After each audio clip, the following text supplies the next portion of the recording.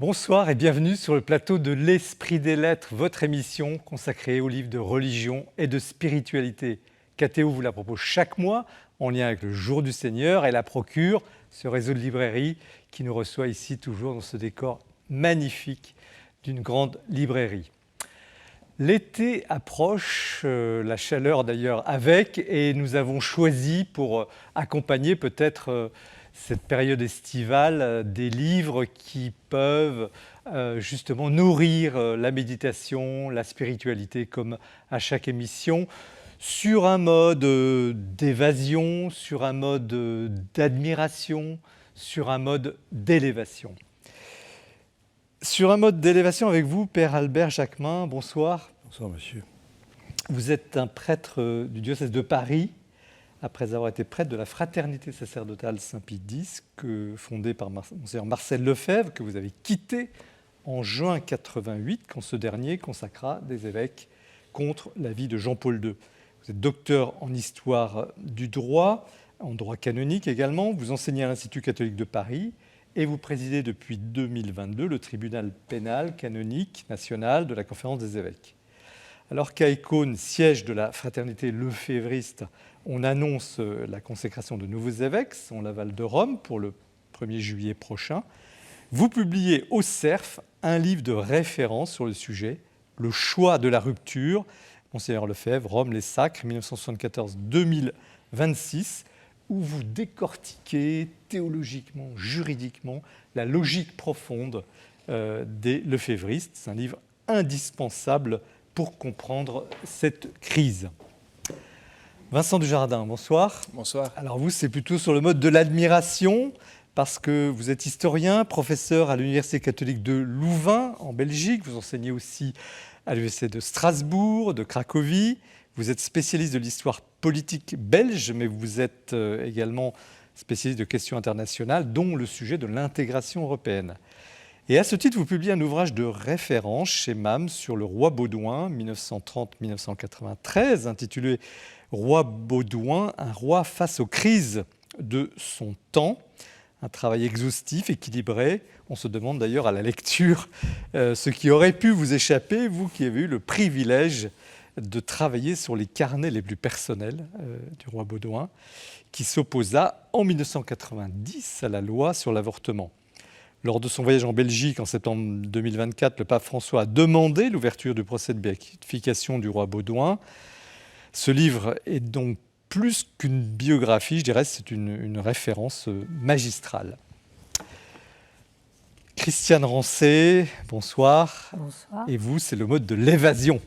Parce que, d'abord, très heureux de vous retrouver. On vous avait lu, reçu pour la Passion de Thérèse d'Avila, pour Lettre à un jeune chrétien. Et la qualité de votre plume s'est déjà faite remarquer, vive, alerte, imagée, sensorielle, profonde. Cette fois, c'est en Espagne que vous nous transportez avec ce livre qui est Viva España, je ne le dis pas bien en espagnol, un itinéraire amoureux, c'est publié chez Talandier. Alors l'Espagne, on le sent, est un pays d'adoption pour vous, le pays de votre cœur aussi, mais c'est aussi un pays chrétien. Un pays catholique que vous peignez sous toutes ses facettes culturelles, artistiques, architecturales, spirituelles, au gré de vos voyages, de vos souvenirs. Alors voilà un livre qui fait du bien, qui permet de se cultiver avec plaisir et à glisser, comme les autres d'ailleurs, dans votre sac de voyage.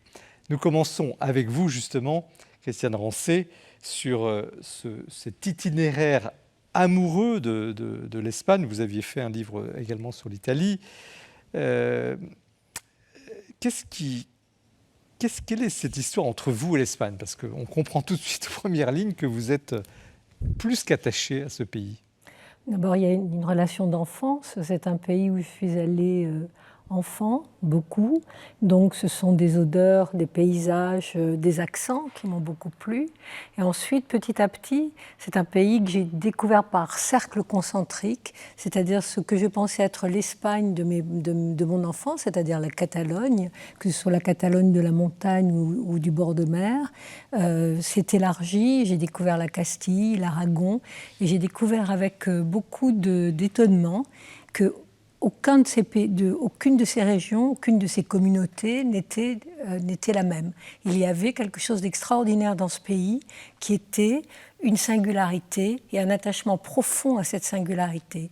Ce qui m'a séduite profondément dans l'Espagne, c'est que c'est un pays qui est très fidèle à lui-même. C'est cette notion de fidélité qu'on trouve dans tout, du nord au sud, de l'est à l'ouest, de cette péninsule si belle, si diverse et si profondément attachée à sa culture chrétienne. Comment avez-vous travaillé? Parce que c'est énorme, rendre compte d'un pays, enfin, ça a beau s'appeler un itinéraire amoureux, on peut accorder une part d'improvisation, mais quand même, il y a un gros travail derrière, parce que c'est un livre de culture aussi. Bien, un pays ne se fait jamais. Il y a la religion, il y a la terre, il y a les gens, et puis ensuite il y a les artistes, la peinture, la littérature, l'écriture, la musique espagnole qui est absolument extraordinaire, elle aussi très singulière. Et donc j'ai procédé par découverte personnelle, et en choisissant dans ces découvertes personnelles les auteurs ou les peintres ou les musiciens qui me semblaient le plus avoir incarné le lieu dont qu'il représentait. Mais vous êtes à la recherche de quoi? De l'âme du pays? Oui, bien sûr, l'âme du pays, et puis cette énergie absolument extraordinaire que vous donne l'Espagne. L'Espagne est un pays qui vous insuffle une joie de vivre et en même temps un sens de la douleur, une connaissance profonde en fait de ce qu'est être humain, de ce qu'est, en religion aussi, ce qu'est l'incarnation. Moi, l'Espagne est un pays qui m'a toujours beaucoup touchée parce que beaucoup de gens s'étonnent en Espagne de la permanence de ces crises, de la passion, de cette souffrance, de ce sang, et le voient presque comme une agression.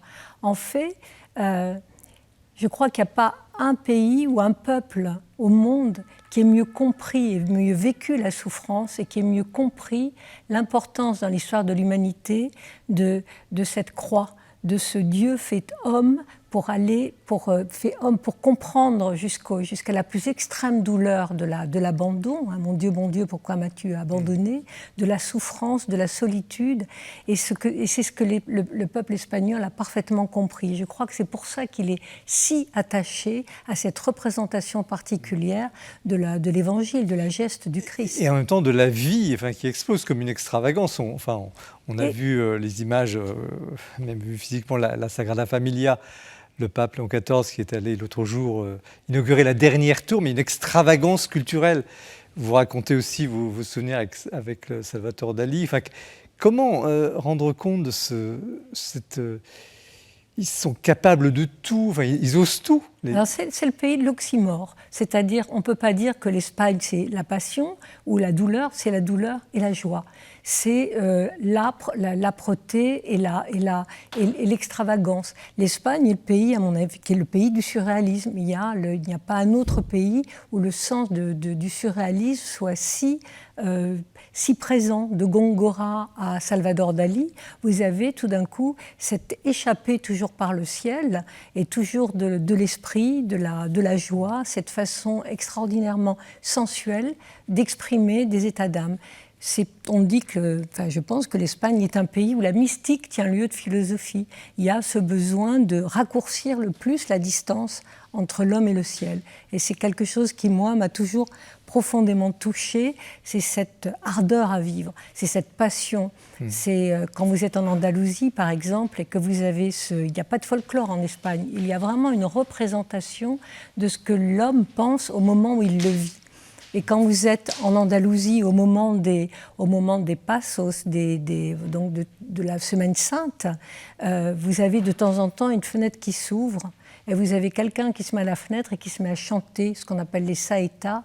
Et c'est un chant qui sort du profond de l'être, d'un chant de douleur, de cri à Dieu, dans un désir de communication, dans un désir de dialogue, et qui vous le bouleverse parce que on sent qu'il y a quelque chose qui vient de la profondeur de la terre et de l'expérience de ce qu'est être un homme. Qu'est-ce que ce pays, qu'on regarde parfois un peu de haut, de France, il faut quand même le reconnaître, alors qu'il pourrait nous donner bien des leçons, justement pourrait aujourd'hui apporter à un pays comme la France, ou une mentalité comme la France, ou une situation comme nous traversons, de dépressive, on a l'impression que rien ne peut aboutir, et finalement, les Espagnols sont toujours aptes. Enfin, on a l'impression que tout est toujours possible. Oui, parce qu'il y a une joie de vivre profondément, un sens de la douleur et à côté de ça, une joie de vivre.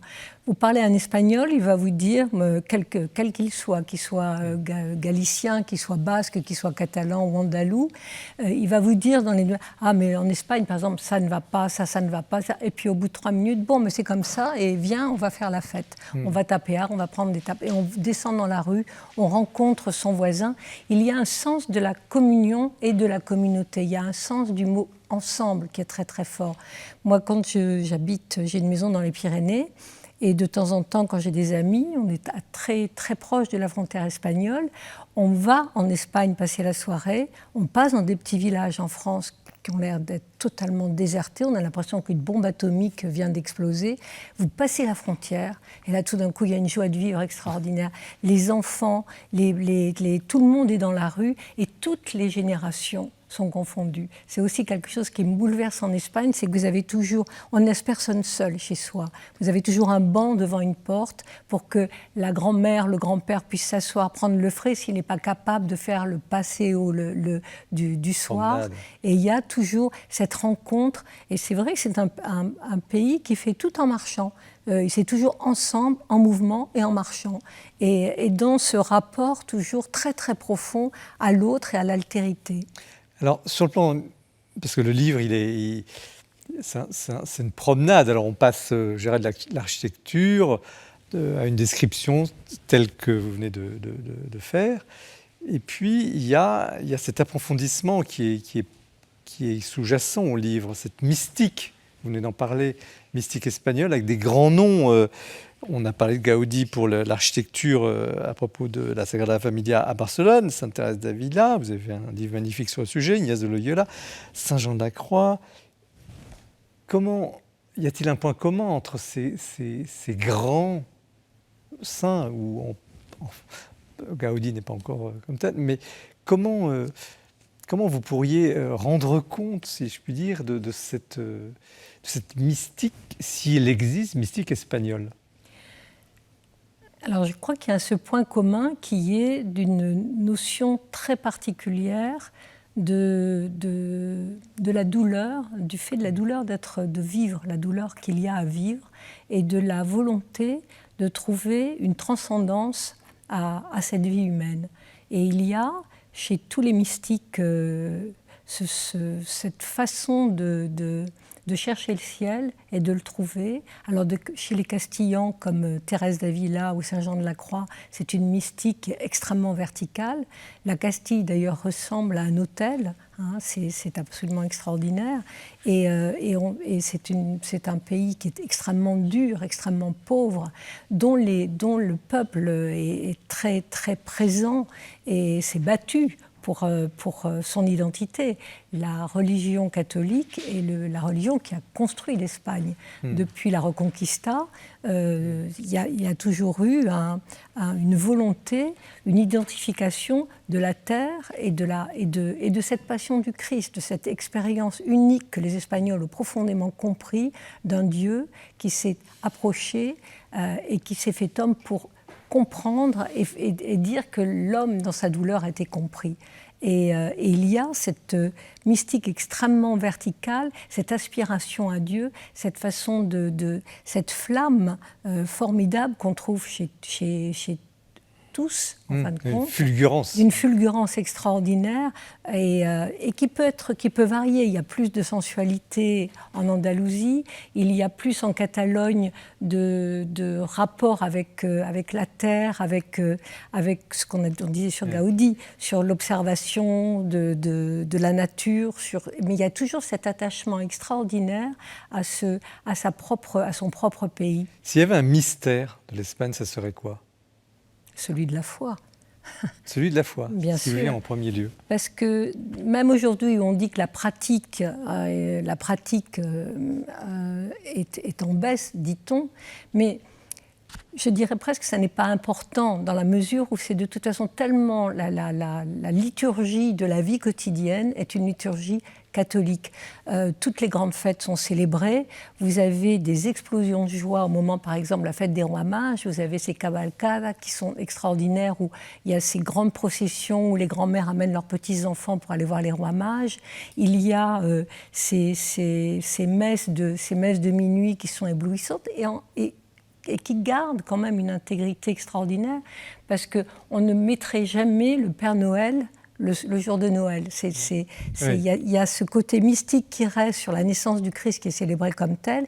Le jour des enfants, c'est le passage des rois mages. Il y a la Passion, il y a Pâques, il y a la Semaine Sainte, il y a toute la geste du Christ est suivie dans le quotidien. Et imprime la culture, imprime la vie quotidienne. Si vous aviez à définir l'âme de ce pays en un mot, vous diriez quoi ? Ou un verbe, ou je sais quoi. Alors, c'est la chose la plus difficile, c'est de définir en un seul mot. Quelques mots, allez.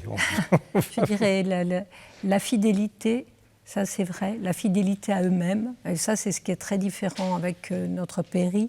Notre pays, il y a une très grande fierté, une très grande fidélité en Espagne à ce qu'on est. Et un sens de la justice qui est très très fort. Et puis cette joie de vivre, cette feria, cette fête permanente, le fait de dire on va peut-être mourir demain, mais il faut vivre aujourd'hui. C'est ce sens de l'instant à vivre de façon très profonde. S'il y avait un ou deux lieux à absolument voir pour qui n'est pas allé en Espagne? Mes villes préférées, moi, c'est Grenade. J'ai un sentiment de... Voilà, je suis bien à Grenade, je suis heureuse à Grenade. J'aime profondément Madrid, parce que c'est aussi une Espagne dans l'Espagne. Chaque ville est tout à fait singulière et apporte sa singularité, son langage, sa culture, ses artistes incroyables. En tout cas, vous le rendez magnifiquement dans cet ouvrage. Alors, je ne sais pas, Père, comment vous recevez un livre d'une femme écrivain sur un pays et qui tente justement de peindre, parce que c'est de la peinture un peu votre écriture, qui peint quelque chose justement d'indicible qu'on ne voit pas. Oui, alors ça m'a d'autant plus intéressé que je ne connais pas l'Espagne. Vous voyez, j'y suis allé 2 fois et en restant un jour ou 2 là où j'étais, mais sans faire de tourisme. Et en lisant votre ouvrage, il me semble avoir compris certaines choses qui faisaient partie, non pas qui sont en réalité le mystère espagnol, le mystère de l'Espagne, et qui, pour moi, jusqu'alors, apparaissaient comme quelque chose de profondément différent et de difficile à comprendre pour un Français en particulier. Et en particulier, j'ai aimé beaucoup, parce que c'est ce qui donne le ton, c'est votre introduction. Dans votre introduction, vous dites tout, vous donnez vraiment les instruments avec lesquels on va voyager, parce que vous nous entraînez dans un voyage, et j'ai compris qu'il n'y avait pas d'Espagne, mais des Espagnes. Et c'est pour ça d'ailleurs, comment concilier, alors ça fait partie de ces oxymores peut-être dont vous parlez, le fait que ces Espagnes soient si différentes et en même temps qu'elles se retrouvent dans une unité. Enfin, est-ce qu'il y a un sentiment national espagnol, vous voyez, un peu comme... voilà, ça c'est... Qu'est-ce que c'est? Oui, mais je pense que c'est ça. Je suis personnellement... Je suis persuadée que le point commun de l'Espagne, c'est la religion catholique, c'est le catholicisme. Le facteur d'unité est là. Ah oui, le facteur d'unité est là, parce que les Catalans veulent être Catalans et ne contestent pas leur religion, ils veulent parler leur langue, mais ils restent catholiques. Les Castillans veulent que le castillan reste la langue de l'Espagne, les Andalous, mais tous ont ce point commun très très fort avec des particularités, des façons de... Donc ces mouvements de séparatisme ne sont pas si violents qu'on pourrait le croire. L'Espagne est un pays qui est extrême, donc il est toujours, même dans le justement, séparatisme, vous êtes historien, vous connaissez bien la question européenne. Comment vous recevez d'abord cette entreprise, ce livre, et que pouvez-vous en dire? Mais pour moi, ça résonnait aussi beaucoup, y compris par rapport à la vie du roi, parce que d'abord, il a épousé le roi Baudouin, qui a épousé une Espagnole, et puis à qui il a donné un surnom au départ qui était Avila. Et dans votre livre, vous parlez de la ville d'Avila, vous parlez de la ville de Grenade, vous venez d'en reparler. Et c'est deux villes qui ont été importantes dans la vie du roi. D'abord, Avila, c'est le début de sa rencontre avec la reine, justement parce qu'il voulait, dans son histoire assez spéciale, pour trouver une épouse, on pourra en parler, mais il demandait que la personne qui devait le mettre en contact avec des jeunes filles aille en Espagne, justement pour ce caractère chrétien, et notamment de son attachement qu'il avait à Sainte Thérèse d'Avila. Et donc, c'est ainsi que lorsqu'il a rencontré en secret la future reine Fabiola, il l'appelait Avila. Elle était d'ailleurs très fâchée, parce qu'elle le rencontre un matin à 6h du matin, et on lui dit « vous vous appellerez Avila ». Elle dit « c'est quand même bizarre, comme dans le nom d'une ville ». Et donc, il y a effectivement cela. Et alors, vous avez parlé aussi de souffrance et de joie, qu'on retrouve tout à fait aussi dans ces... Mais c'est intéressant parce qu'il y a une chose aussi qu'il faut savoir sur l'Espagne. On l'imagine toujours comme un pays machiste, mais les personnalités féminines, les femmes d'Espagne sont des archétypes extraordinaires. Vous avez Chimène, quand on voit Chimène, la femme du Cid, ce qu'elle fait de mettre son mari mort sur un cheval pour quitter Valence, pour rentrer à Burgos, pour terrifier les populations. Elle le fait mettre sur son cheval, elle lui fait une armure avec son épée, et elle sauve toute l'armée comme ça, avec une force incroyable. Vous avez Carmen, qui est la passionnariat de 36, la Isabelle de Castille, je les mets dans le désordre, effectivement. Et Thérèse d'Avila. On ne peut pas enfermer l'Espagne dans des archétypes, mais quand même, il y a ces tendances. Maintenant, qu'est-ce que serait un pays, j'ai osé le mot tout à l'heure, un pays catholique, un pays chrétien? Est-ce que ça a du sens, Père? Est-ce que ça a du sens aujourd'hui? Quel sens? Il faut bien définir de quoi on parle, parce qu'un pays catholique, c'est un pays, alors historiquement, qui est un pays dont la religion catholique est une religion d'État, par exemple, etc. Bon, ça n'est plus le cas. Un pays catholique, je pense tout simplement, c'est un pays dont la culture a été très profondément façonnée, les réflexes, des gens qui y vivent ont été très profondément façonnés, burinés, enfin, vous voyez, par le christianisme. Oui, ça sans aucun doute. Et même d'une certaine manière, la France, en dépit de son histoire, et je dirais même par cette histoire, est restée profondément catholique, dans la mesure où, non pas comme confessionnant, confessante la foi catholique, mais très profondément marquée, structurée par l'organisation. Vous confirmez? Ce qui, moi, me frappe aussi, c'est la diversité dont vous parlez, qui, chez nous, en Belgique, est aussi présente, mais c'est un fédéralisme à deux que nous avons chez nous. Ces deux pays qui sont assez proches à certains égards. Aussi, les pouvoirs du roi en Belgique sont les plus proches. Le modèle le plus proche du modèle belge, c'est le modèle espagnol. Le roi d'Espagne a aussi encore un rôle plus important. Cette notion de pays catholique, est-ce que, justement, en tant qu'historien, est-ce qu'elle pèse encore aujourd'hui C'est-à-dire qu'il reste Je pense qu'il y a une séparation entre l'Église et l'État, bien sûr, et la religion, mais avec des égards réciproques en Belgique, davantage qu'en France. Mais même en France, le financement des édifices religieux fort anciens est aussi encore financé par l'État. Et donc, il y a quand même cette culture, cette tradition qui bien sûr, reste marquante dans nos trois pays. Mais est-ce qu'aujourd'hui, Christian Ancet, cette culture, cette histoire, ces racines que vous avez très bien décrites, y compris pour la France, donnent à ces pays-là, marqués par le christianisme, une vocation, une mission particulière? Est-ce que justement, dans le concert des nations, ils ont quelque chose de plus à dire? dans un monde un peu matérialisé, désespéré. Je ne pense pas qu'en Espagne, je ne vais pas m'avancer, mais il n'y a pas ce côté très français de rationaliser.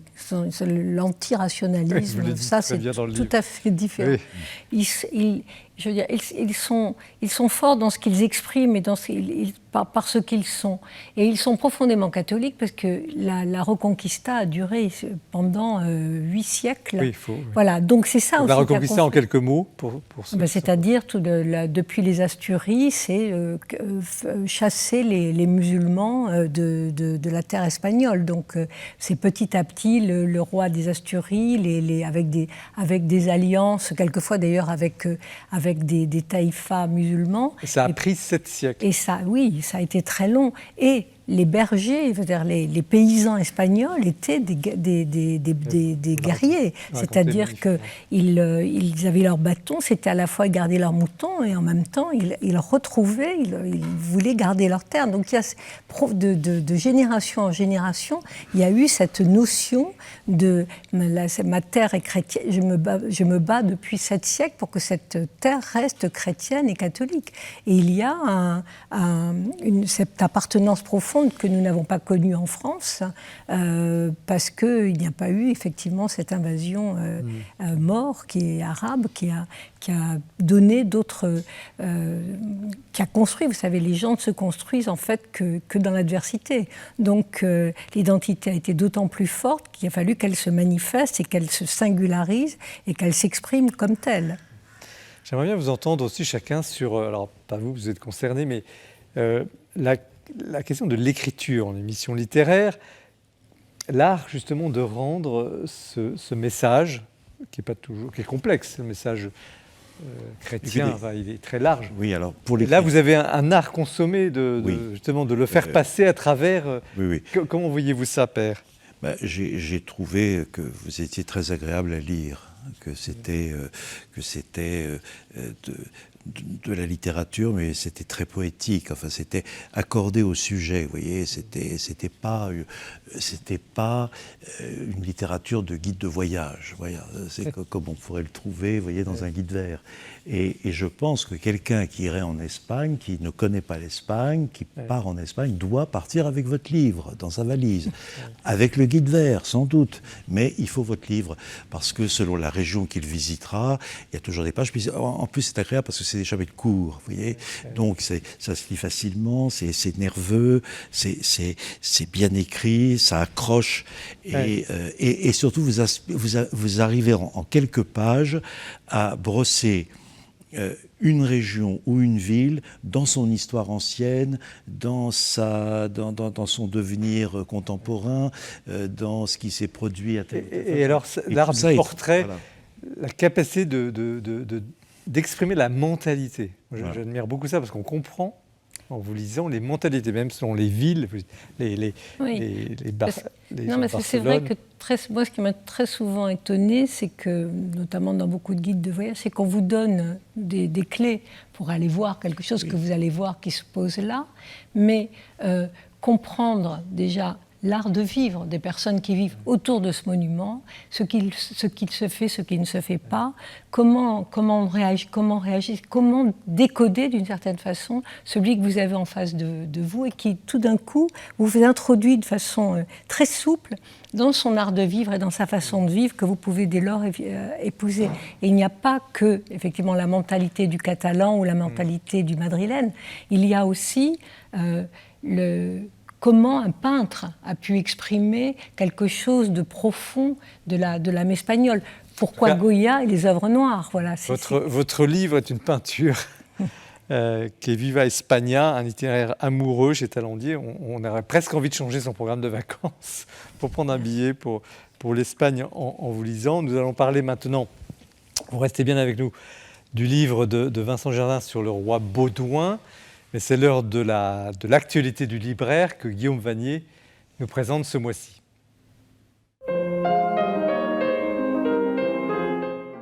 Nous voici au seuil de l'été et je voudrais vous proposer quelques livres comme autant de voyages littéraires. Tout d'abord, un voyage dans la prière avec sœur Cécile de Jésus Alliance, moniale au Carmel de Montmartre, sur les traces des coursiers de feu, avec un sous-titre qui dit tout, découvrir la spiritualité du Carmel. Ce sont autant de portraits des grands priants du Carmel, Élie, Jean de la Croix, Thérèse de Lisieux, pour mieux les découvrir et en vivre de cette si riche tradition spirituelle qui nourrit beaucoup d'entre nous. Autre voyage dans la prière avec le théologien de Lyon Robert Cheyab, Les visages de la prière chrétienne aux éditions du Cerf. Là, le livre s'organise autour des grands mots de la prière chrétienne. Intercéder, invoquer, bénir, adorer, garder la parole. On découvre autant d'attitudes qui dessinent, qui forment l'homme et la femme de prière. Et comme c'est un théologien et un priant qui nous parle, c'est vraiment un livre très dense, très nourrissant. Maintenant, 2 petits livres pour découvrir des monuments de la pensée. D'abord, un immense penseur du Moyen-Âge, Thomas d'Aquin, avec ce petit livre de François-Xavier Putala, Le hibou, le zodiaque et la petite vieille, un titre un peu énigmatique, mais en fait, il s'agit de raconter par des anecdotes, des historiettes, des scénettes, la pensée de Thomas d'Aquin. Et en lisant ce livre, vous découvrirez si prendre un bain provoque ou non la tristesse. Vous verrez en lisant. Autre penseur immense de notre temps, Emmanuel Falck, à la frontière entre la philosophie et la théologie, une pensée ardue, mais ici il nous propose des entretiens, chemin de traverse, entretien avec Antoine Bélier aux éditions DDB. Il revient sur son parcours biographique, intellectuel, ses maîtres à penser, son enracinement spirituel, et on découvre vraiment cette pensée, comme je disais, ardue, mais très, très nourrissante, très substantielle. Autre voyage maintenant, un voyage poignant celui-ci, La paix est notre avenir, sous-titré Un voyage de réconciliation en Terre Sainte, entre Aziz Abou Sarah et Maoz Inon, un Palestinien et un Israélien, tous deux qui ont des proches, qui ont été victimes du conflit horrible qui déchire la Terre Sainte. Ils décident de faire un voyage, Jérusalem, Gaza, Nazareth, un voyage où ils apprennent leurs différences, mais aussi à devenir ensemble artisans de paix en dialoguant, en parlant, en s'écoutant. C'est un livre bouleversant dont on ne ressort pas indemne. Et puis, dernier voyage, un peu plus surprenant celui-ci, un voyage dans la poésie avec Nathalie Nabert aux éditions Ad Solem, La trace et l'infini. Elle nous propose ce qu'elle appelle des cueillettes solaires de tous ces voyages autour du monde, les îles anglo-normandes, le Mexique, le Maghreb. En quelques mots, en quelques phrases, elle dessine des paysages extérieurs et intérieurs. Et on est vraiment nourri, émerveillé de cette contemplation qu'elle nous partage. Nathalie Nabert propose de définir la poésie comme l'art de se joindre à l'essentiel. Eh bien, je trouve que c'est un beau programme pour cet été. Merci Guillaume, vous alimentez encore les livres pour cet été, mais c'est aussi le sens de cette émission, dernière émission de la saison du mois de juin. Alors nous poursuivons avec Vincent Dujardin, donc vous êtes professeur universitaire en Belgique et vous publiez ce magistral ouvrage, presque 1000 pages, Baudouin, un roi face aux crises de son temps, les révélations des archives inédites chez MAM. Qu'est-ce qui fait que vous êtes intéressé à ce point? Parce qu'il y a des années de travail, j'imagine, enfin, beaucoup de travail, c'est très précis, méticuleux, à la personnalité du roi Baudouin. Pourquoi vous lancez dans cette biographie? C'était en fait l'enchaînement de ma thèse doctorale que j'avais consacrée à un ancien Premier ministre belge, ministre des Affaires étrangères, qui était Pierre Harmel, connu pour la relance de l'OTAN lorsqu'il y a eu la crise de l'OTAN sous le général de Gaulle. Nous sommes en 1966. Et il se fait qu'il était très proche du roi Baudouin. Et donc j'en parlais aussi dans ce livre. Et la reine avait lu quelques pages. Et c'est ainsi que Pierre Harmel a organisé une rencontre chez lui avec la reine Fabiola. Et on a pu parler comme ça 2-3 heures de la vie du roi. Et dans la foulée, alors elle m'a invité chez elle. Et c'est ainsi que dans ce dialogue avec elle, ouvrant elle-même aussi les archives du roi, petit à petit, c'est la clé du livre, que ça permettait effectivement d'avoir accès à des sources extraordinaires, parce que le roi Baudouin, c'est quand même un demi-siècle d'histoire de Belgique, un demi-siècle d'histoire de l'Europe, du monde. Ça va de l'immédiate après Seconde Guerre mondiale jusqu'à la chute du mur de Berlin et quelques années après la chute du mur de Berlin. Donc on a au fond, entre 1950 et 1993, on a une autre Belgique, on a une autre Europe, on a un autre monde, mais aussi un autre roi Baudouin, parce qu'il devient roi, prince royal d'abord à 19 ans, dans le contexte terrible de la question royale. Et il décède en 1993 en ayant alors là un réseau international impressionnant, 45 chefs d'État présents le jour de ses funérailles. Les obsèques, c'est impressionnant. C'était évidemment... Et puis ce grand geste de 90 où là il devient une personnalité peut-être hors norme en s'opposant à la loi sur l'avortement. C'est sûr que dans le parcours de sa vie, c'était un moment important qu'il a beaucoup appréhendé, où on voit là aussi qu'il était un homme à la fois de l'affirmation et du dialogue. Oui. Parce que de l'affirmation, c'est sûr qu'il avait des convictions très fortes, il avait une foi très forte, mais en même temps, y compris dans ce moment important de son règne, il veut aussi être à l'écoute de ceux qui ne partagent pas les mêmes opinions que lui, que les siennes. Et donc essaye de trouver une solution qui permette de concilier sa conscience avec le déroulement du processus démocratique. On va y revenir. Pour ce qui est des carnets, les fameux carnets que vous citez abondamment, il y a deux types de carnets, les carnets spirituels et les carnets plus courants, ordinaires. Oui. Il tenait chaque jour une oui, mais de sa journée. Avec des temporalités différentes. Ce qui était plus spirituel, c'est à partir de 1968. Mais en même temps, dans ces carnets plus spirituels, on trouve aussi beaucoup de politique. Par exemple, on trouve ce qu'il pense de Mobutu. On trouve ce qu'il pense du général de Gaulle. On voit son admiration pour le général de Gaulle. On voit ce qu'il dit au président des États-Unis s'il le voit 10 minutes. On voit ce qu'il dit à François Mitterrand. On voit ce qu'il dit au chef d'État de ses contemporains. C'est la première fois qu'on a accès à ces carnets. Oui. Vous êtes le premier historien, finalement, à avoir ouvert ces... Oui, surtout que ça posait aussi des questions de déontologie, évidemment, parce que l'ouverture des archives très personnelles du roi ne permet pas pour autant de tout publier. Par exemple, des confidences qui ont été faites au roi, qui n'apprennent rien sur le roi lui-même, sauf la confiance que certaines personnalités pouvaient lui faire, ça n'a pas figuré dans un livre. Mais par contre, ça permettait vraiment de connaître qui était cet homme derrière le roi qui a régné pendant 43 ans. Et je pense que c'est ça aussi que la reine souhaitait en ouvrant les archives, aussi les lettres qu'ils s'échangeaient. Est-ce qu'un jour ils seront publiés, ces carnets ? Ça dépend des héritiers, bien sûr, du roi et de la reine qui devront décider ce qu'ils font de ce matériel. Alors, qu'est-ce que vous auriez... Alors, je pose la question à l'historien. Qu'est-ce que vous auriez découvert dans ces carnets, même si on s'en doute un peu, mais quand même, que aucun biographe n'aurait pu découvrir ? Pas telle ou telle pièce, mais la substance même peut-être de sa personnalité ou... Je pense qu'effectivement, sans ces archives personnelles, sans ces carnets personnels, on n'aurait jamais su vraiment qui était le roi Baudouin, qui était cette personne derrière le roi, parce que là, on voit vraiment comment il vit tous les événements, qui ont été aussi marqués par la souffrance. Peut-être ça rejoint peut-être aussi ce que vous disiez il y a un instant. Regardez, il perd sa mère, il n'a pas 5 ans. À 10 ans, c'est la guerre. À 15 ans, à 14 ans, d'abord, il est déporté en Allemagne avec sa famille. Et à 15 ans, éclate la question royale qui va aboutir à l'abdication de son père, mais après 5 ans d'exil. Donc il revient... Vous voulez non initier la question royale, pouvez-vous le résumer ? Donc tout le conflit politique autour de son père, le roi Léopold III, peut-il revenir en Belgique ou pas, vu ses positions durant la Seconde Guerre mondiale. Et à la fin, il doit abdiquer parce que le sang a coulé. Et c'est le jeune prince Baudouin qui a 19 ans, qui revient dans un pays qu'il ne connaît pas. Il n'a plus vu depuis 5 ans, avec des personnalités politiques qu'il ne connaît pas, et qui doit devenir le chef de l'État belge, prince royal, puis roi, dès l'âge de 20 ans. Et donc c'est vraiment un homme qui, après aussi, durant son règne, a connu beaucoup de souffrances. Il a connu beaucoup de souffrances physiques aussi, un cancer, des maux de dos, des opérations au cœur. Et donc c'est effectivement un homme qui, au-delà de la souffrance, dont il parle beaucoup aussi, et comment il la vit personnellement, aussi à l'aune de sa foi, bien sûr, mais comment derrière cela, c'est aussi un homme qui avait une très grande joie intérieure, aussi beaucoup plus qu'on ne le pensait. Moi, je n'aurais jamais cru que le roi Baudouin se déguisait en Charlie Chaplin pour faire rire ses neveux à gorge déployée. Il y a des photos extraordinaires. On voyait plutôt un homme retenu.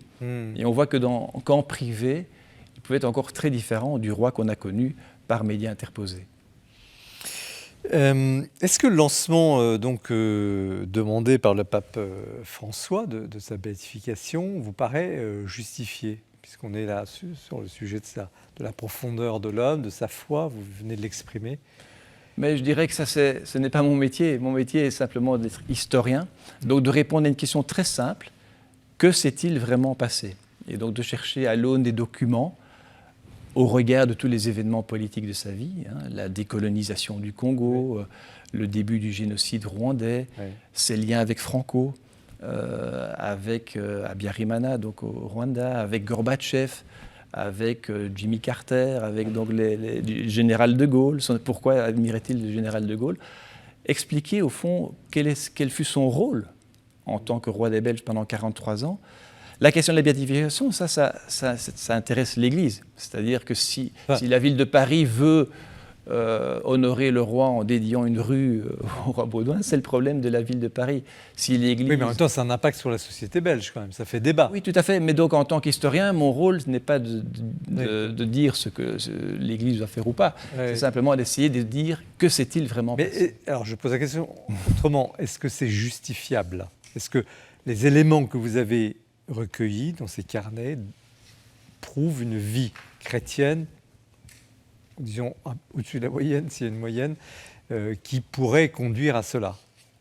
Peut-être que, mais là je ne fais qu'une tentative de réponse, peut-être que ce qui a pu jouer, c'est peut-être ce côté qui peut être inspirant pour des chefs d'État étrangers, parce qu'on peut être d'accord ou pas avec lui, avec ce qu'il a réalisé dans sa vie, les décisions qu'il a prises, parce que chacun aura ses opinions, ses convictions philosophiques, ses orientations politiques. Mais ce qui est clair, c'est que chez lui, il y a une authenticité, une sincérité qu'on voit très bien aussi dans ses carnets, et aussi ce côté homme de l'affirmation et en même temps du dialogue. Donc une éthique, mais en même temps la capacité d'écoute, d'être à l'écoute de ceux qui ne pensent pas comme lui. Et on le voit très bien aussi au fond dans le respect que des personnalités de tous les horizons politiques, qu'ils soient socialistes, libéraux, socio-chrétiens, au fond avaient le même respect pour le roi, parce qu'ils savaient que s'il ne partageait pas les mêmes opinions que lui, il se sentirait respecté. D'ailleurs, au début, il avait expressément demandé que les socialistes entrent dans le gouvernement. Enfin, c'est complexe, mais il y tenait. Il n'était pas fermé à telle ou telle ouverture politique. Non, au fond, même si on voit beaucoup d'erreurs dans sa vie avant 1960, qui est l'année de son mariage, parce qu'il y a vraiment deux rois Baudouin. Il y a un roi Baudouin avant 1960, où il vit encore avec ses parents, et il est sous influence encore de ses parents. Et alors, parce qu'il est fort jeune, et pas préparé, il n'a pas été beaucoup à l'école. Et alors, le roi Baudouin, après son mariage, et donc la reine Fabiola lui donne cette indépendance aussi à l'égard de ses parents, il renouvelle tout l'entourage. On voit aussi un roi beaucoup plus heureux, beaucoup plus souriant, beaucoup plus jovial. Et donc, évidemment, par rapport à son implication politique, on voit évidemment aussi des conséquences à ce niveau-là. On a un roi qui commet beaucoup d'erreurs durant les 10 premières années de son règne, se sentant encore usurpateur du trône de son père, et par respect pour son père, par exemple, refuse d'aller aux funérailles du roi George VI d'Angleterre parce qu'il estime qu'il était trop dur avec son père durant la guerre. Mais alors, après 60, c'est un tout autre roi Baudouin qui, justement, pourra faire l'éloge dans ses carnets d'un député communiste qu'il vient de rencontrer, saluant la sincérité de ce... Alors, pour autant, en 90, il a pris cette incroyable décision. Et le chapitre, parmi les chapitres sont très fouillés, c'est remarquable. Je salue le travail de l'écrivain. Et là, l'historien, c'est d'une précision, c'est impressionnant. Le chapitre sur, justement, c'est un peu limite de dire l'épisode de la loi sur l'avortement, mais quand même, historiquement, c'est ça. Étonnant. On voit, vous nous faites entrer dans le combat intérieur, la solitude du chef qui doit prendre une décision. C'est très impressionnant. Alors, comment pourriez-vous camper en quelques mots cet événement, parce que c'est quand même ce qui reste, en tout cas vu de France, c'est aussi ce qui reste du roi Baudouin, et ce qui fait aussi un des intérêts forts de ce livre. Mais c'est vrai que c'était fort intéressant de voir l'itinéraire de sa pensée, de sa conscience, de ses hésitations, de ses angoisses, parce qu'il pense que ça va être une catastrophe, il craint que ce soit une catastrophe, il craint qu'il y aura des déchirements, alors qu'un roi doit plutôt favoriser l'unité.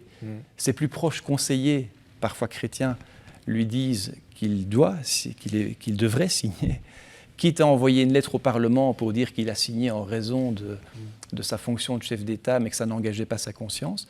Mais lui n'était pas à l'aise avec cette solution-là, et donc pensait qu'en conscience, il ne pouvait pas signer la loi, contre aussi l'avis de ses conseillers personnels. Mais en même temps, invité à ce qu'on trouve une solution qui concilie sa conscience avec le déroulement du processus démocratique. Et donc, on a là pendant plusieurs années le récit de ces hésitations jusqu'au dernier moment, parce que finalement, il se décide fin février 90 et il signifie au Premier ministre qu'il ne pourra pas signer la loi à la fin du mois de mars. Donc c'est vraiment un mois à l'avance. Et donc, il y a aussi son dialogue avec la reine, mais vraiment très tardivement, parce qu'il voulait prendre cette décision seul. Il n'a demandé aussi que très tardivement l'avis, par exemple, de l'archevêque de Malines-Bruxelles. Il était demandé l'avis de Ratzinger, à l'époque, futur Benoît XVI, du pape Jean-Paul II. Mais on voit que ce ne sont pas eux qui ont une influence sur sa décision. Oui, d'ailleurs. On voit ce que le pape lui a dit, ou ce que le finalement, on le renvoie à sa conscience, à lui. On lui dit, on le rend, voilà. Et c'est lui-même, alors, qui prend sa décision, en fait, tout à fait seul, à la fin du mois. Pour rappeler, alors, vous lirez ce livre passionnant, mais en quelques mots, la solution juridique qui a été trouvée, ça consistait... C'était une petite entourloupette, comme un grand historien belge l'a dit, et je trouvais que c'était une bonne expression.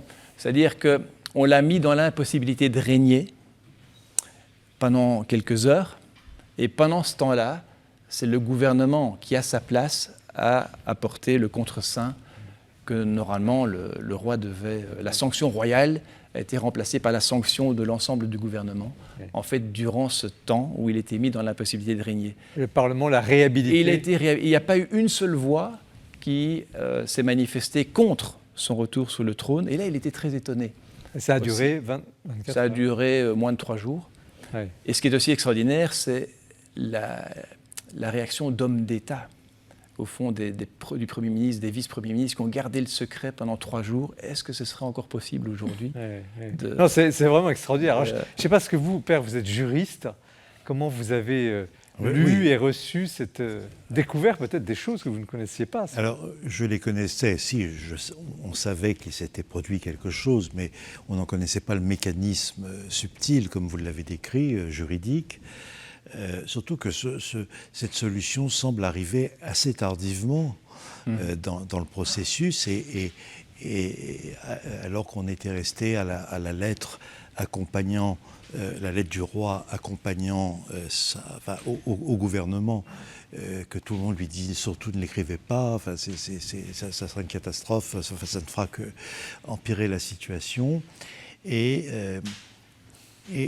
puisqu'on parlait, quel est l'exemple qu'il pourrait donner aujourd'hui, qu'est-ce qu'on pourrait retenir de lui? Je crois que c'est un chef d'État, un roi en l'occurrence, mais enfin un homme du primat de la conscience. Voilà, c'est-à-dire qu'il a, en dépit, dans sa fonction de chef d'État, il ne s'est pas départi de sa conscience personnelle et morale. Voilà. Quitte à, je pense qu'il savait que peut-être il compromettait sa place sur le trône. Il risquait de perdre la royauté. Il était prêt à abdiquer. Il était prêt à abdiquer. Et à partir en exil même. Hein. Et partir en exil. Alors, c'est ça qu'on peut saluer. Enfin, je veux dire, même si des gens ne sont pas d'accord avec son opinion, avec ça, mais il est allé jusque-là. Et je crois que de ce point de vue, c'est un très bel exemple pour tout gouvernant. Christiane, c'est votre regard de femme sur cette biographie qui est, je crois, plus qu'une biographie. Oui, voilà, justement, ce que je trouve extraordinaire, c'est qu'on ne se retrouve pas dans un livre de pur historien, qui n'empile pas des références historiques. Vous arrivez à dessiner la personnalité profonde et le trajet spirituel, humain et dans les choix d'un homme, parce qu'on a assez peu, dans les contextes des démocraties, on a assez peu de cas d'hommes d'État qui règnent, là sans jeu de mots, pendant aussi longtemps. Et c'est extraordinaire, effectivement, de voir quelqu'un qui, préparé ou pas au pouvoir, va être façonné par le pouvoir et va être en permanence entre pas déchiré, mais dans un travail de dialectique entre sa conscience personnelle, ses vues personnelles, et puis la découverte du monde et d'un monde qui s'élargit de plus en plus avec, comme vous dites, une accélération des événements et un monde qui va brusquement être totalement bouleversé. L'après-guerre, l'après-seconde guerre mondiale, ce ne sont que des bouleversements. 68, la chute du mur, la décolonisation. Voilà, et il y a effectivement les questions de la décolonisation. Tout ce sujet-là dont on n'a pas parlé, mais vous lirez le livre. Avec effectivement la personnalité du père, enfin, c'est ça la conscience par rapport. Et puis cette image du père, non, c'est magnifique parce que vous faites un portrait d'une éducation morale, l'éducation d'un homme qui, avant presque d'être l'éducation d'un roi. Et ça, mais est-ce que c'en est fini du christianisme en politique? Parce qu'on a vu dans la même période en Italie l'effondrement de la démocratie chrétienne, grosso modo. Enfin, c'est un petit peu plus tardif, mais les années 90. Il y a cet exemple-là, puis après, on a l'impression que ça s'arrête, parce que même le successeur a voté la loi sur l'euthanasie, si je ne me trompe pas, en Belgique. La sanction réelle, c'est ça? Oui. Maintenant, Père, est-ce que c'en est fini? Est-ce que c'est le dernier exemple, pas flamboyant, parce qu'il était plutôt réservé, mais d'une grande force, tranquille, décidé, densité exceptionnelle, d'un homme politique, il n'était pas élu, il était roi, chrétien? Non, je ne crois pas, ça dépend. Enfin, c'est un exemple qui peut se reproduire à l'avenir dans peut-être d'autres contextes, parce que comme vous dites, il est roi. Alors il hérite d'un pouvoir, il n'est pas élu, mais il me semble que il n'est pas exclu qu'un homme, enfin un homme ou une femme, hein, j'entends, politique, chrétien, agisse dans sa manière de gouverner, enfin dans sa perception, dans sa conception du bien commun qu'il doit à son pays et pour ses concitoyens, le faire en chrétien et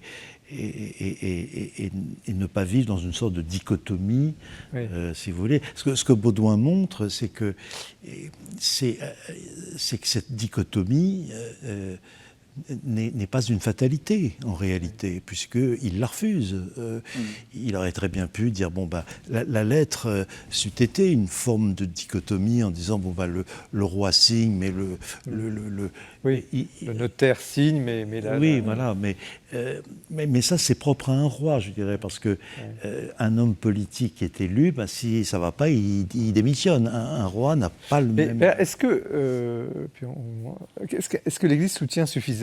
Parce que c'est frappant quand même si le roi Baudouin est allé consulter le pape Jean-Paul II lui-même, le cardinal Ratzinger, le cardinal Dadels, finalement, il était renvoyé à sa propre conscience. Est-ce que l'Église soutient suffisamment, ou est-elle à sa place justement en disant mais non, ça ne nous regarde pas? Qu'est-ce que c'est que le soutenir? Est-ce que soutenir eût été de lui dire ce qu'il avait à faire? C'est la question que je pose. Non.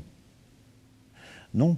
Le pape à l'époque, enfin Jean-Paul II et le cardinal Ratzinger, dont on connaît les positions sur le sujet, ont répondu qu'il ne pouvait agir qu'en conscience, avec les conséquences, en pesant les conséquences, etc. Mais on ne peut pas lui dicter ce qu'il doit faire.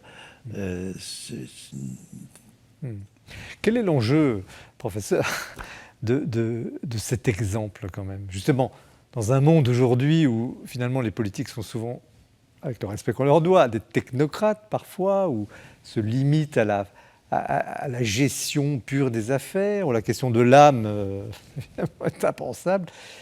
Quel est l'enjeu finalement de ce témoignage d'un homme qu'on peut considérer dans l'aéropage européen un peu hors norme? Quel est l'enjeu de ce témoignage? Mais je dirais que c'est vrai qu'il y a... Aujourd'hui. Que, de nouveau, qu'on soit d'accord ou pas avec lui, on voit cette sincérité, cette authenticité et la force d'être en accord avec ses convictions. Mais c'est vrai, il y a quand même une résonance qui dépasse notre petit pays, la Belgique, parce que le jour de ses funérailles, 45 chefs d'État ou de gouvernement, l'empereur du Japon, qui jamais n'est allé aux funérailles d'un autre chef d'État, La reine d'Angleterre, qui en 70 ans de règne, jamais n'est allée, avant ou après, aux funérailles d'un autre chef d'État, était présent pour les funérailles du roi Baudouin. 500 000 personnes dans les rues qui voulaient lui rendre hommage. Donc c'était effectivement quelque chose qui a résonné bien au-delà de nos frontières. Et c'est un exemple inspirant aussi pour ses capacités, ses qualités humaines. C'est au fond un homme qui était très aimé parce qu'aussi très humain et très à l'écoute de la souffrance des autres, parce qu'il avait aussi beaucoup souffert lui-même. Et en tant que roi, par exemple, pouvait tout d'un coup aller dans un hôpital tout à fait incognito pour soutenir... Oui, vous racontez des scènes incroyables. Oui, donc, mais notamment une où il y a un coup de fil qui arrive au palais de Bruxelles, et c'est une infirmière qui s'occupe des soins palliatifs dans une clinique proche du palais, et qui demande, qui fait part du souhait d'un patient qui est en train de mourir, et qui dit que son dernier souhait serait de voir le roi. Et donc au palais, on lui dit, écoutez, c'est pas possible, parce que si on le fait pour lui, on doit le faire pour tout le monde. Mais le roi est averti dans la journée, je ne sais pas si c'est par son chef de cabinet qui a eu ce coup de fil, et alors il dit, regardons dans mon agenda, et il voit une possibilité le surlendemain. Et donc le surlendemain, il se rend dans cette clinique, rencontre ce patient, rencontre aussi, demandait toujours de rencontrer ceux qui en avaient le plus besoin aux yeux de la direction de la clinique, et donc a rencontré cette personne qui était en train de mourir. Une fois rencontre un enfant qui était aussi en fin de vie parce qu'il souffrait du cancer, et il n'a pas quitté sa chambre sans avoir fait un dessin dans son carnet de poésie, ce que demandait cet enfant. Donc on voit, il y a beaucoup de récits ainsi, ils ne sont pas tous dans le livre, toute une série sont dans le livre, mais on le voit aussi de témoignages ainsi qui viennent de personnalités d'horizons tout à fait différents. Des hommes politiques socialistes, libéraux, démocrates chrétiens, qui racontent des petites anecdotes de ce côté effectivement aussi très humain que pouvait avoir le roi Baudouin. Merci pour ce magnifique livre, Baudouin, un roi face aux crises de son temps, chez édition MAM, Vincent Dujardin. Le roi de la conscience, peut-être, on pourrait résumer ce mot. Restez bien avec nous, on poursuit l'émission avec le père Albert Jacquemin sur la question du choix, le titre du livre, c'est le choix de la rupture, la question des cônes, la question intégriste et le disciple de Monseigneur Lefebvre, un sujet extrêmement intéressant. Mais c'est l'heure du portrait que ce mois-ci, Jean-François Rode nous présente. Ce mois-ci, je voudrais vous recommander, comme toujours je l'espère, un livre important sur un sujet important. Homo et Cato, l'Église à l'épreuve du réel, chez Desclés de Brouwer. Le sujet est sensible, on est forcément impliqué personnellement. Et les relations entre les homosexuels et le discours classique de l'Église n'est quand même vraiment pas au point. Et par exemple, le cardinal Vesco, qui fait la préface du livre, écrit ceci: qu'il est douloureux de reconnaître que face à une réalité humaine aussi complexe que l'homosexualité, nous peignons tant en Église à trouver les mots justes. Eh bien, ce livre, je crois, aide à trouver les mots justes. C'est un collectif dirigé par deux femmes, Claire Bévière et Florence Evert, deux mères de famille qui un jour ont vu un de leurs enfants venir vers elles en disant « Je suis amoureux d'une personne du même sexe, je veux faire ma vie avec cette personne ». Elles racontent leurs surprises, leurs désarrois, leurs interrogations, leurs moments de doute, leurs moments au contraire de rencontre de leur enfant. C'est vraiment extraordinaire. Elles ont d'ailleurs fait une association reconnaissance pour les parents qui se trouvent dans cette situation. Mais le livre contient aussi beaucoup de témoignages de jeunes qui racontent la manière dont ils ont découvert et montré leur homosexualité. Mais ce qui fait la force du livre, c'est que ces témoignages sont relus par des moralistes, des théologiens, des biblistes, et qu'il y a toute une réflexion autour de ces magnifiques témoignages. Et avec des auteurs comme Jean-Noël Aliti, qui regarde par exemple comment Saint Paul parle de l'homosexualité, avec James Allison, avec Valérie Le Chevalier, avec Isabelle Parmentier, Bruno Sainteau, Marie Jotiel. Pardon, je ne peux pas les citer tous. Mais je voudrais donner un exemple avec Alain Thomasset, un jésuite, professeur justement aux facultés Loyola de Paris, et qui fait une intervention sur le conflit du moraliste. Le moraliste que je suis connaît dès le départ le discours de l'Église et ses justifications tirées de la Bible, de la loi naturelle, de la tradition. Il est même chargé de l'enseigner et de l'expliquer. Mais il m'est aussi donné d'être accompagnateur, confesseur, confident, à l'écoute de l'expérience spirituelle des chrétiens et notamment des personnes homosexuelles. Or, cette écoute fait vivre une expérience nouvelle. Si elle ne correspond pas à l'idéal chrétien du mariage, une relation homosexuelle vécue dans la stabilité et la fidélité peut être un chemin de sainteté. Et il cite à ce moment-là Antoine Guggenheim. Ce n'est qu'un exemple, mais voyez la qualité un peu de cet ouvrage. Il me semble vraiment que les personnes directement concernées ou celles qui les accompagnent trouveront dans ce livre des choses vraiment utiles. Merci Jean-François pour cette présentation, ce coup de cœur du mois sur un sujet très délicat que vous avez très très bien exprimé. Nous poursuivons l'émission avec le livre d'Albert Jacquemin, le père Albert Jacquemin, s'intitulant « Le choix de la rupture », Monseigneur Lefebvre, Rome, les sacres, 1974-2026. Et ce livre arrive en plein dans l'actualité puisqu'il y aura normalement le 1er juillet à Écône de nouveaux sacres d'évêques qui vont encore créer une situation dont nous parlons à l'instant avec le père Albert Jacquemin. Avant d'entrer dans le vif du sujet, un petit mot sur votre expérience. Je dis que vous aviez été prêtre de la Fraternité Saint-Pédis, que vous avez quitté cette fraternité. Pouvez-vous nous dire quelques mots sur ce parcours ? Je suis prêtre depuis bientôt 39 ans et j'en ai passé 38 hors de la Fraternité Saint-Pédis. Vous voyez, donc il faut tout de même... Et vous l'avez quitté, donc c'est ça qui oui, je l'ai quitté. Intéresse. Je l'ai quitté dès que nous ont été annoncés en 1988 des sacres épiscopaux par Monseigneur Lefebvre contre, pas simplement sans le mandat pontifical, mais contre la volonté explicite de Jean-Paul II. Et ça, si vous voulez, c'était pas possible. Enfin,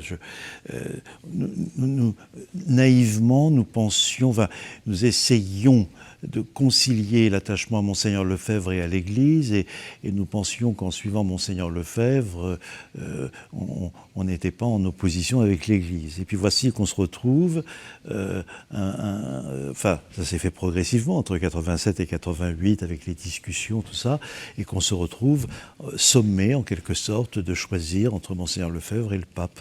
Et ça n'était pas, selon moi, en tout cas en ce qui me concerne, ce n'était pas, pardonnez-moi cette expression, dans le pacte initial. Voilà. Ça reste quelque chose de douloureux pour vous ? 38 ans plus tard, on s'en remet. Alors pourquoi ce livre ? Eh bien, précisément, ce livre, je ne l'aurais jamais écrit si, le 2 février dernier, n'avait été annoncé la réitération de ce même geste par l'actuel supérieur général. Et je l'ai écrit, non pas, si vous voulez, je ne règle pas de compte, je ne crois pas que ce soit polémique, je ne l'ai pas écrit non plus pour lancer un cri d'admonestation à l'égard des prêtres et des fidèles suivant la Fraternité Saint-Pédis, mais je dirais pour les catholiques communs, vous voyez, ou les gens s'intéressant à ces choses, qui n'ont plus toujours la connaissance des ressorts historiques de la décision de 88. 88, ça fait 40 ans bientôt, c'est loin, le temps passe vite, les événements s'accélèrent et on ne sait plus très bien ce qui s'est passé. Alors j'ai voulu, si vous voulez, rappeler tout ça, l'inscrire dans un temps long pour expliquer que cette crise, en réalité, n'était pas liturgique, parce que c'est ça qui affleure en réalité. Pas seulement la question de la messe en latin, le pape est contre et les Saint-Pédis est pour. Non, c'est pas ça. C'est une question profondément théologique, ecclésiologique. Et je pense qu'il ne faut pas faire cette confusion de mélanger, parce que vous avez tous les jeunes aujourd'hui, enfin un certain nombre de jeunes chrétiens très ardents, enfin, qui sont très attachés à la messe tridentine, etc., et qui vont finir par regarder ce conflit comme une sorte de mésentente sur un point disciplinaire entre le pape et Saint-Pédis, et qu'après tout, c'est pas si grave, c'est embêtant, c'eût été mieux si on avait eu... Alors, quel est votre cri, votre c'est pas une alarme parce que le livre est très posé. C'est pas un livre passionnel, c'est un livre très très réfléchi, très structuré. Vous n'êtes pas juriste pour rien. Mais quelle est vraiment la pointe? Vous disiez le problème n'est pas d'abord la messe, mais le problème est plutôt théologique ou ecclésiologique ou juridique. Où est le problème selon vous? Bien, le problème, c'est que j'ai voulu, il m'a semblé important d'insister sur la dimension séparatiste, si je puis dire, pour ne pas dire schismatique, parce que les grands mots peuvent toujours heurter, mais c'est un schisme. Un schisme, c'est une séparation. Et pourtant, eux, la fraternité sabbatiste dit que ce n'est pas un schisme. Ils ne vont pas dire le contraire. Mais qu'est-ce que c'est qu'un schisme, si vous voulez, selon la définition classique de l'Église, un schisme, c'est un refus de soumission aux successeurs de Pierre et aux membres de l'Église en communion avec lui. Voilà, c'est ça. C'est pas de dire qu'on n'est pas d'accord, c'est pas de dire, parce qu'il peut toujours y avoir des... Ils objectent en disant nous respectons le pape. On le respecte, mais on ne s'y soumet pas. Vous comprenez? Donc il y a une sorte d'aporie ou de choses qui n'est pas cohérente. Alors, ce que j'ai voulu souligner, c'est que ce qui se produit là, c'est la réitération aggravante de ce qui s'était produit en 88, qu'on avait fini par oublier, qui s'était un peu tassé avec le temps, mais qui pour autant existait toujours, et que là on remet, si vous voulez, une sorte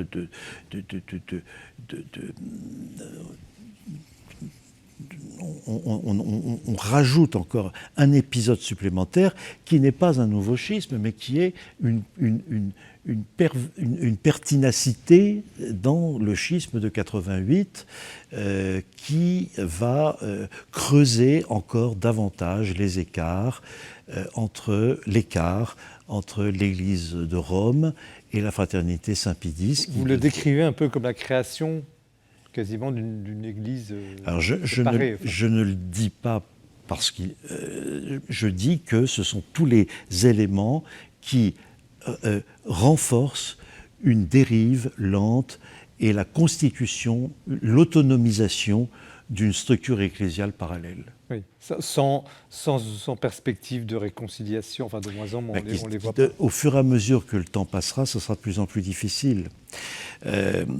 On va arriver, si vous voulez, à quelque chose. Alors, il faut encore attendre un petit peu, mais vous savez, pour qu'un schisme se crée et se consomme, il faut des générations. Parce que c'est ça qui est important, c'est qu'aujourd'hui, voyons les protestants, vous voyez, au XVIe siècle, quand le pape demande à Luther de discuter avec les cardinaux, c'est cachetant, enfin tout ça, mais 4 siècles plus tard, les héritiers de ce schisme, on n'a plus la même attitude à leur égard. Ils sont héritiers d'une situation qu'ils n'ont pas créée. Là, on est au commencement d'une situation qui se crée. Mais plus le temps va passer, songez par exemple, ça m'a frappé, c'est une chose intéressante, c'est que l'un des 4 évêques choisis pour être ordonné est né en 1990. 1990, c'est-à-dire qu'il n'était pas né en 88. C'est-à-dire qu'il a déjà vécu dans une structure parallèle à l'Église. Il ne connaît pas l'Église catholique. Et la prochaine fournée qu'ils feront dans 15 ans, l'écart sera encore... C'est comme ça que ça va se faire. Est-ce que l'Église va prononcer, parce que vous êtes très prudent sur le sujet, est-ce qu'elle va dire, voilà, c'est un acte schismatique? Oui, je pense que... oui, c'est-à-dire qu'il faut bien se comprendre. Que ce soit un acte schismatique, incontestablement, puisque c'est un acte de désobéissance caractérisé à la volonté du Saint-Père dans une matière où il est parfaitement habilité, enfin je veux dire... Et là vous vous appuyez sur le Code de droit canonique oui, mais qui est limpide sur le sujet. C'est absolument limpide, canon 751.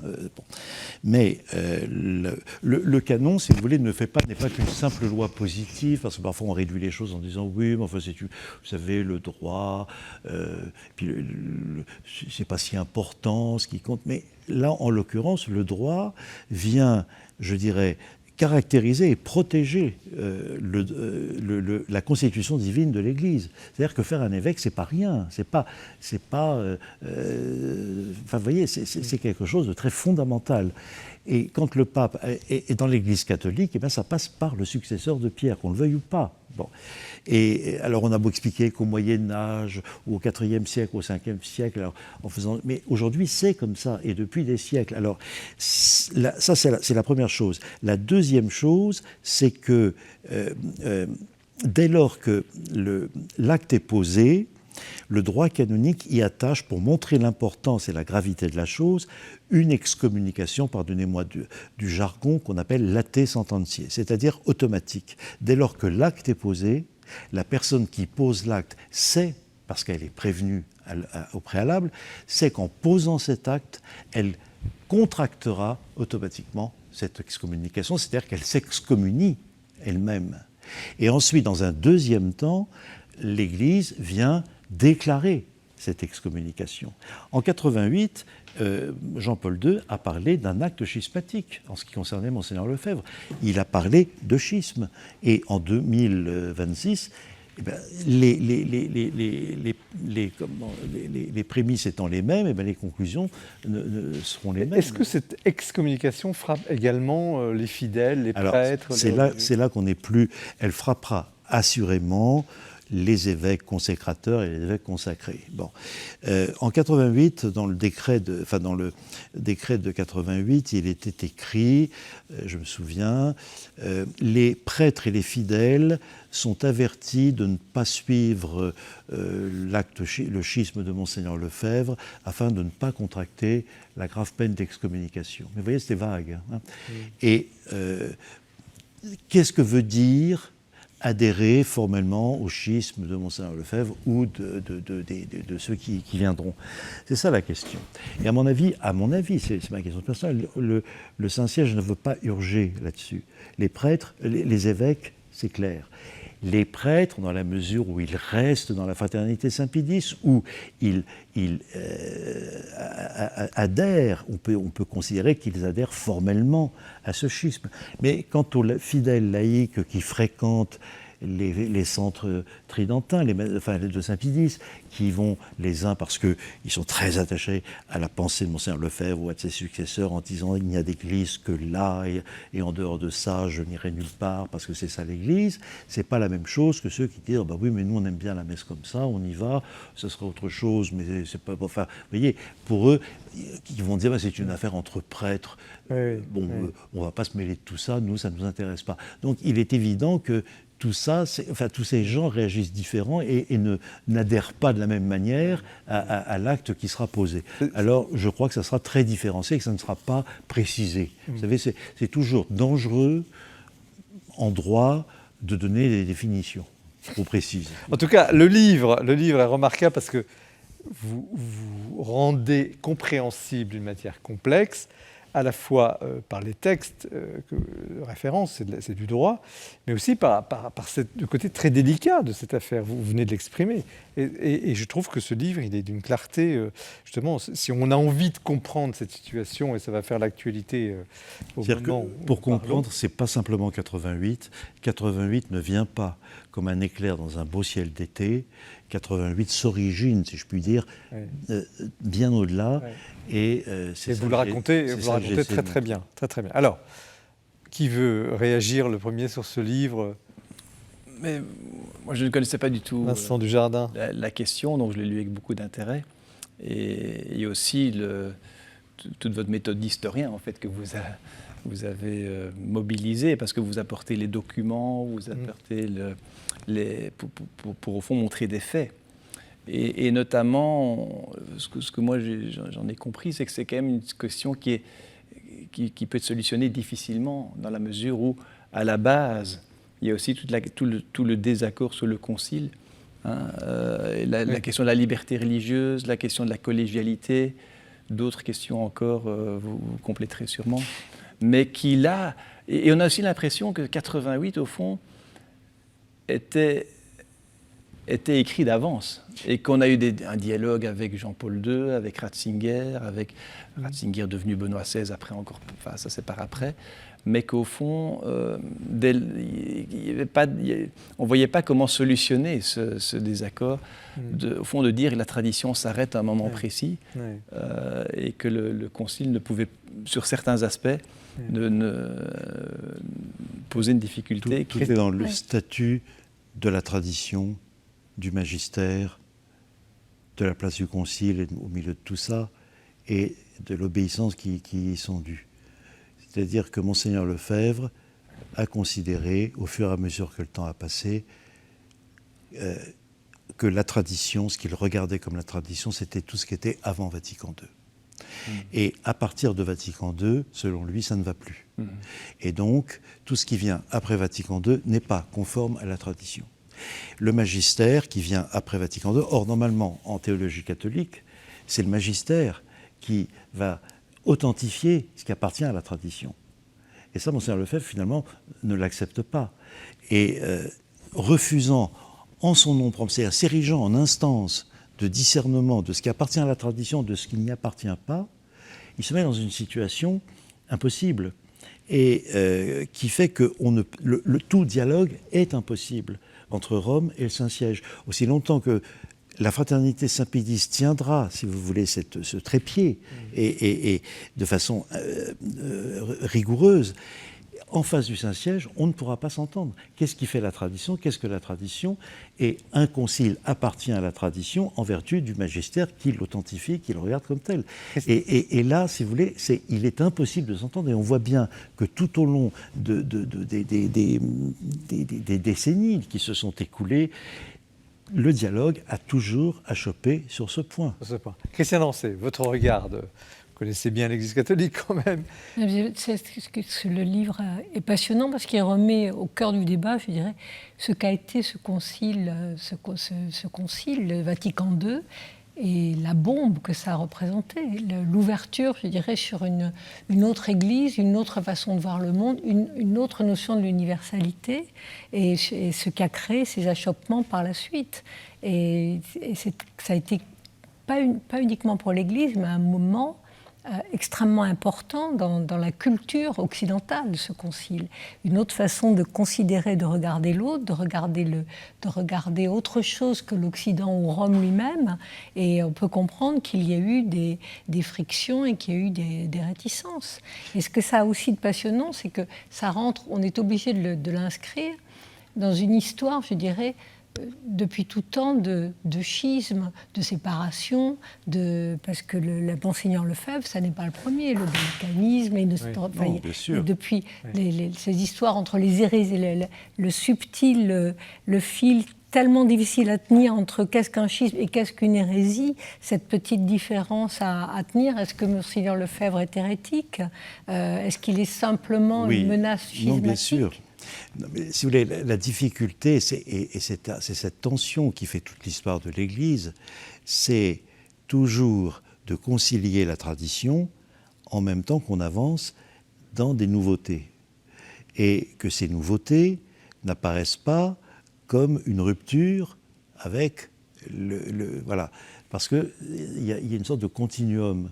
Mais tout au long de l'histoire de l'Église, l'Église a dit, je ne dis pas des choses et son contraire, mais des choses et d'autres choses après, qui ne contredisent pas nécessairement ce qui avait été dit avant, mais qui ne sont plus tout à fait ce qu'avait dit l'Église avant, en montrant que cela s'inscrit dans... c'est le magistère, précisément, qui opère cela. Et Monseigneur Lefebvre s'est bloqué sur, je crois, plus sur un certain nombre de choses concernant... Alors, pour le Concile, il n'était pas d'accord avec la liberté religieuse, etc. Mais, si vous voulez, on peut ne pas être d'accord avec certaines choses, on peut avoir des réserves avec certaines choses. L'Église catholique, ce n'est pas une caserne où tout le monde marche au pas, mais on ne brise pas la communion. C'est-à-dire que on ne va pas... ce qui s'est produit, malheureusement, c'est qu'il a, plutôt que, comme le lui demandait le cardinal Ratzinger, oui, on peut discuter, bien sûr, c'est normal. Le 16 après l'a fait. Et bien sûr, mais on ne se braque pas en s'érigeant comme l'instance en face de l'Église qui détient la norme et le discernement. Et alors, on est parti de l'Espagne, qui est un pays, l'Espagne des Espagnes. On a parlé de la Belgique, qui est aussi, vous avez bien expliqué, entre deux pays qui vivent dans un seul pays. L'Église catholique qui a cette ambition, malgré, sur la base de toutes les cultures mondiales, de tenir l'unité. Mais est-ce que cette affaire ne montre pas, ne révèle pas un manque de capacité de gérer ce genre de crise? Est-ce que le droit canon, par exemple, pourrait permettre davantage, je ne sais pas, je dis le droit canon, mais autre chose, une méthodologie pour intégrer ce genre de situation, même presque impossible à résoudre sur le papier, qui aurait évité ce genre de dérive, ce que vous appelez une dérive? Je dirais que le droit ne fait que ça. C'est le rôle du droit. Le droit, c'est pas quelque chose de rigide, une sorte de digue de béton contre laquelle on vient se heurter.